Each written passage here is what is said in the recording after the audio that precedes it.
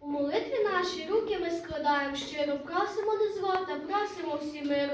Пошли миру, дітям, пошли щастя, Боже, хай Різдво Христове всім нам допоможе. Порятуй героїв, що на полі бою, стань святим покровом в них над головою.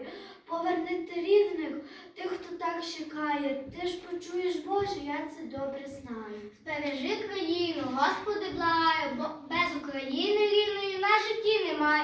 Вам уже щастя рідні, і це вітання слава, знаємо рокомилі з Різдвом Христовим.